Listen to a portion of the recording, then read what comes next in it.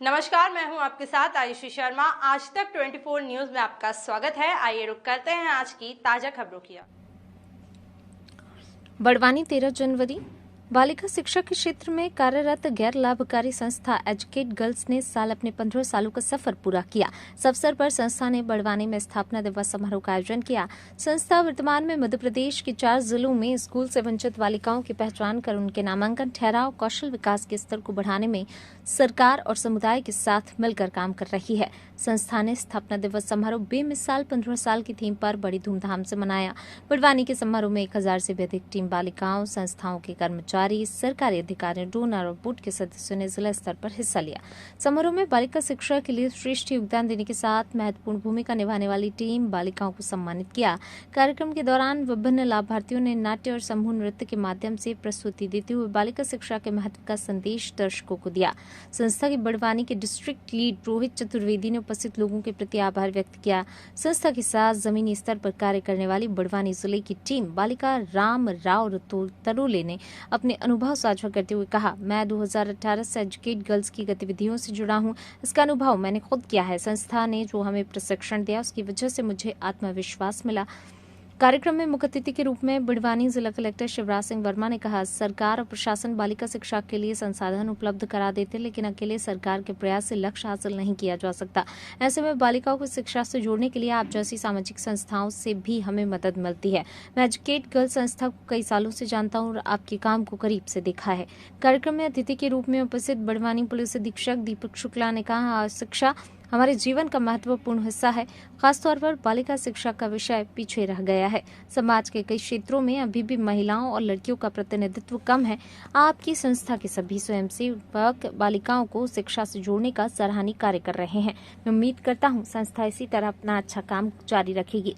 Educate girls के CEO महर्षि वैष्णव ने बताया, एजुकेट गर्ल्स संस्था के 15 साल का सफर सरकार, समुदाय और टीम बालिका इनके बिना पूरा होना संभव नहीं था। 15 साल पहले बालिका शिक्षा के लिए पड़ा एक छोटा सा बीज आज एक विशाल वट वृक्ष बन चुका है। बड़वानी में हमने 6 साल पहले काम शुरू किया। ये इलाका मध्य प्रदेश के भौगोलिक रूप से सबसे चुनौतीपूर्ण इलाकों में से है।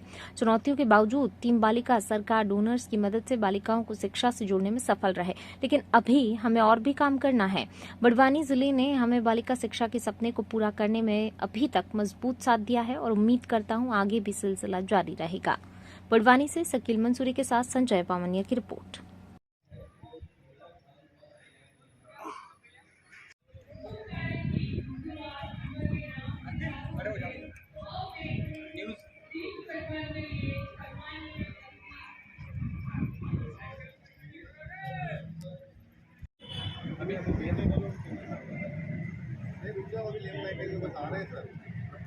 एक दशक में मेन स्ट्रीम किया है, तो स्कूल में लाए हैं।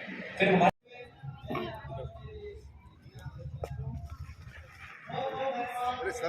इसके साथ साथ में इसके साथ जरा साथ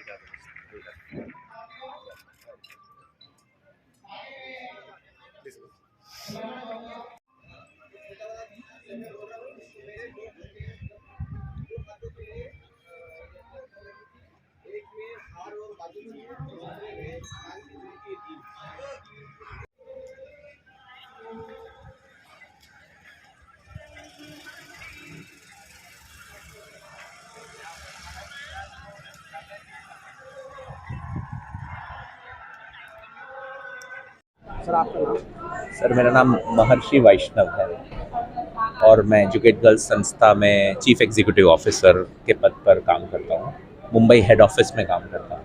सर, आपको बड़वानी आदिवासी बाहुल्य क्षेत्र के अंदर एनजीओ को गठन करके जहाँ पहुँचाने के क्यों आवश्यकता है? सर, हम सिर्फ उन्हीं ज़िलों में काम करते हैं जहाँ पर ज़्यादा बच्चियाँ स्कूल के बाहर हैं, और अब भारत में बहुत चंद ऐसे ज़िले बचे हैं जहाँ पर बच्चियाँ स्कूल नहीं जाती है।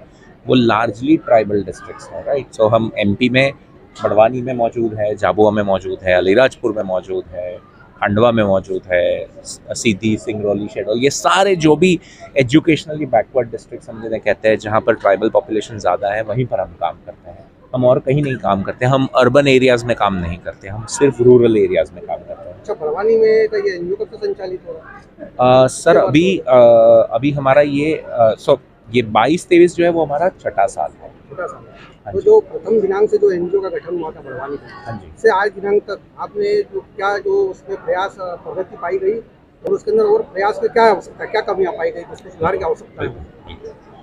सर हमारा जो हमारी जो संस्था है एजुकेट गर्ल्स संस्था, वो 3 पिलर्स पे फोकस करती है। एक है आइडेंटिफिकेशन और एनरोलमेंट, मतलब उन बच्चियों को ढूंढना जो स्कूल के बाहर है और उनको शिक्षा के साथ जोड़ना, दैट्स एनरोलमेंट, ठीक है, वो एक पिलर है।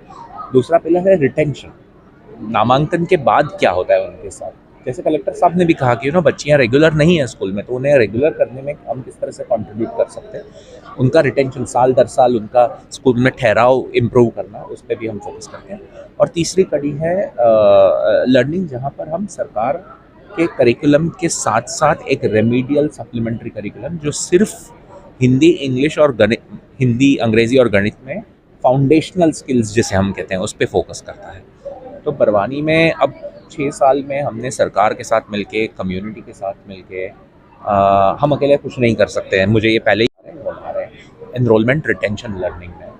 पर बरवानी, मेरा नाम रोहित चतुर्वेदी है और मैं एजुकेट गर्ल्स संस्था में as a district operation lead काम कर रहा हूँ।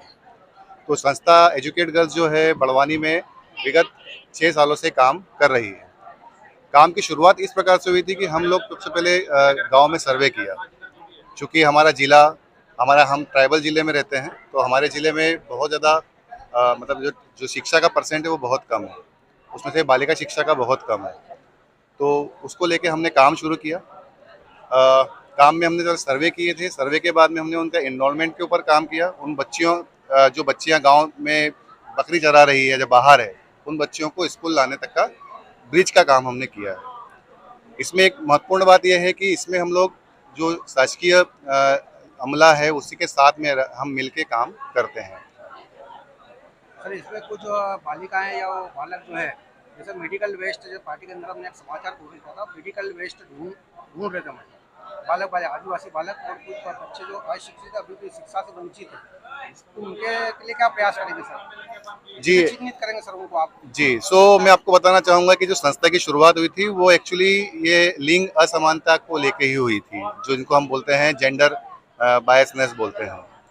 क्योंकि हमारी जो संस्थापिका हैं उनके साथ में बचपन में इस प्रकार से हुआ था कि वो शिक्षा ग्रहण नहीं कर पाई थी। फिर उन्हें कुछ ऐसा कोई एक वॉलंटियर मिला जो उन्हें शिक्षा से जोड़ दिया। तो आज वो जो उनके मन में दर्द था, उसी से उन्होंने इस संस्था की स्थापना करी थी। तो उससे ये होता है, अभी हम गांव में बात करें, यदि हमारे हम टीम मालिका बनाते हैं, वॉलंटियर्स हमारे हर गांव में रहते हैं, यदि वो वही सोच उन तक जाएगी, वही लोग वो अपने आसपास के घरों में बताएंगे, वो जो घर रहेंगे वो दूसरों को बताएंगे। इस प्रकार से हमारे जो एक सोच है कि हम लोग लिंग भेद को दूर कर पाएं, वो आगे बढ़ती रहेगी। जैसा कि आपने लिंग भेद दूर करने का बात करेंगे, तो सर मेरा एक निवेदन है, किन्नर जो जाति है उसके अंदर जो बच्चे गोद लिए जाते हैं, तो वो कहीं ना कहीं सर वो शिक्षा से वंचित रहते हैं। तो आपके द्वारा गोद लेने की प्रक्रिया एनजीओ के माध्यम से उनको शिक्षा देने को प्रयास किए जाएंगे किन्नर समाज के जो बच्चे?